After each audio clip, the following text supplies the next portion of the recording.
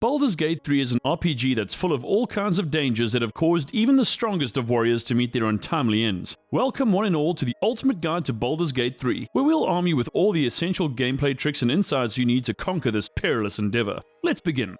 Tip number 1. Don't save Scum. Yes, I am starting with this, people, and I know this is incredibly tempting, but the point of something like Baldur's Gate 3 is, believe it or not, to accept the consequences of your actions, whether you like them or not. As much as you want to get a real nice smooth playthrough, you should try to play using the cards you're dealt. Why, you ask? Because not only will it make you a better player, but probably a better person as well. Sounds like a stretch? I don't think so. Being able to improvise and go with the flow is an incredibly important skill, not just in Baldur's Gate 3, but in life itself. I'd argue it's the single greatest lesson I ever learnt, simply because it prepares you for just about anything. But tell you what, I'll meet you halfway. On your first playthrough, don't do any save scumming and just accept the outcomes for what they are. Enjoy the story as it plays out. Then on your next run, save scum all you want if you feel so inclined. That's totally fine in my book. Life definitely isn't about doing everything perfectly, and the same goes for Baldur's Gate 3. I know we all tend to get really invested in games, but at the end of the day, it's just a game. Play it and go through the motions, and I think you'll find you're more resilient and capable than you give yourself credit for.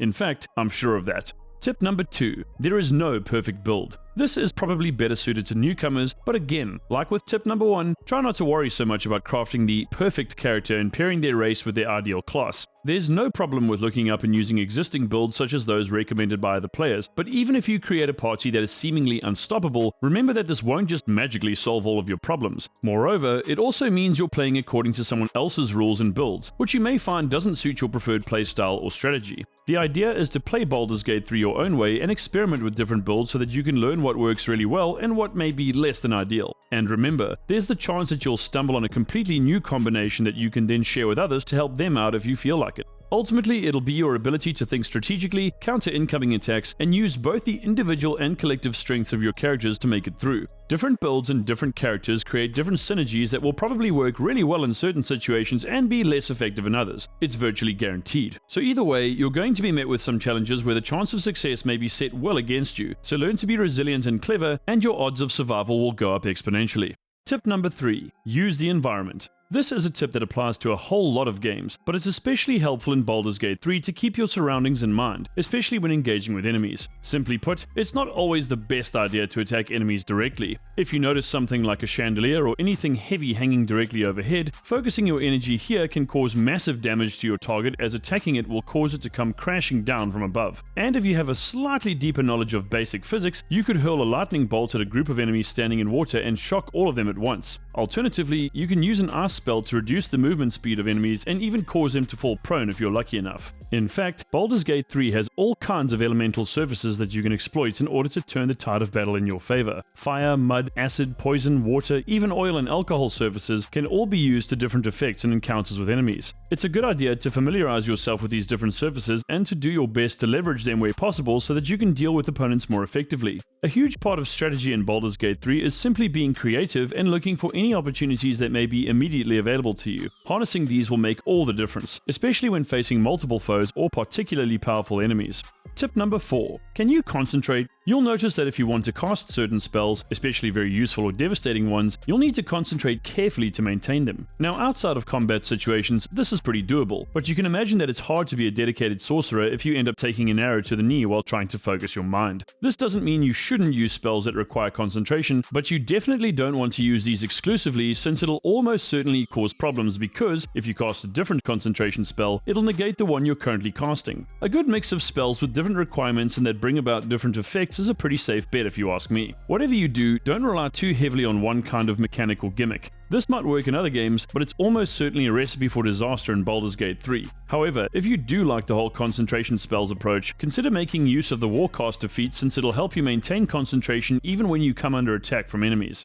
Tip number 5. Don't forget bonus actions. Think you only get one action per turn? As it so happens, depending on your character's class and perks, you'll sometimes be able to perform an action of your choice as well as a bonus action. So what do bonus actions encompass? They can be as simple as jumping, shoving an enemy, or hiding, or they can be more specialized, allowing you to shapeshift into a wild animal or fire a ranged shot while moving, for instance. In other words, some bonus actions are essentially class agnostic while others apply to a given class. Even using a simple bonus action such as jumping can make all the difference in a battle, as it can allow you to get closer to an enemy or potentially get out of the line of fire if necessary. And speaking of bonus actions, there are also reactions that will allow your character to respond to certain actions or triggers even if it's not currently their turn. So once again, you'll want a good mix of different action types at your disposal so you can deal with incoming attacks and dispatch enemies with less trouble. And while there definitely isn't a perfect mix by any means, you should find that a good balance of different action types will make you more dynamic and adaptable in different combat situations. You're encouraged to use bonus actions whenever you get the chance because they are exactly what they say they are, bonuses that will give you an advantage over your foes. This is just a general rule of thumb, of course, so if you really don't see the need to use a bonus action, simply don't.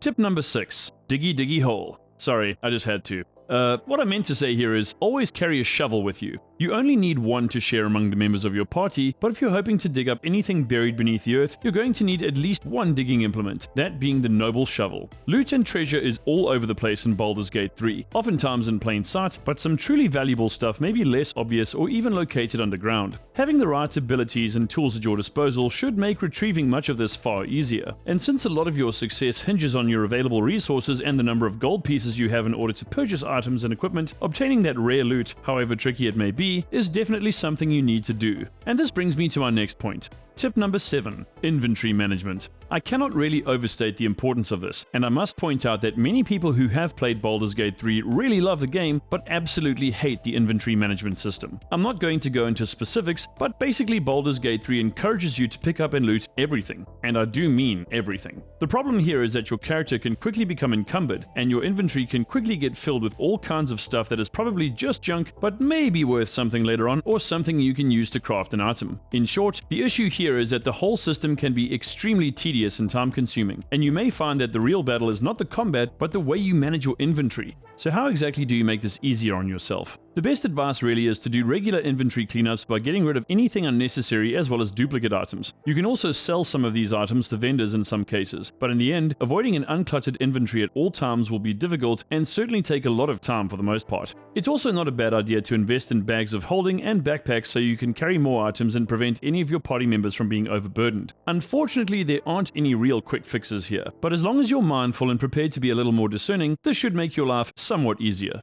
Tip number 8. Talk isn't cheap.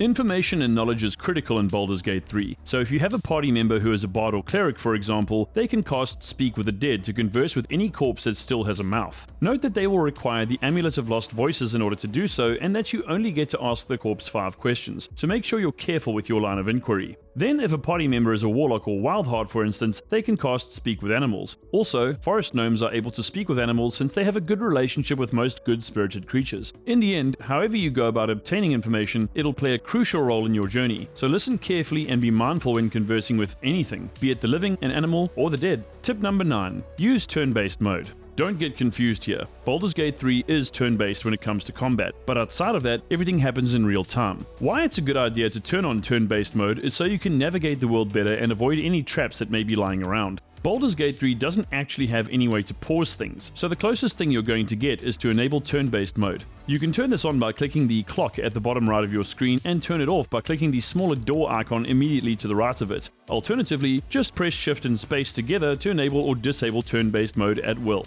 And finally, tip number 10, experiment and stay curious. If you're a college freshman, you probably already understand this, but in all seriousness, don't be afraid to try all kinds of different approaches and play the game as you see fit. It's your adventure after all, so if nothing else, you should play it according to your own rules, and inevitably you will. Take the game as seriously as you want, or take the road less traveled for a story that's all yours. If things don't work out, you can always try again from scratch. And if you're really struggling for whatever reason, just adjust the difficulty so the game is easier to navigate. However, use this only as a last resort. Persistence is often rewarded, so if you try enough novel approaches to a problem, you should be able to work it all out. Baldur's Gate 3 isn't for the faint of heart and will try you regularly. There are many parts of the game to explore, but these tips and tricks should help you deal with obstacles and progress through the game more efficiently. Baldur's Gate 3 is out now on PC and will be available on PS5 on September 6th, 2023.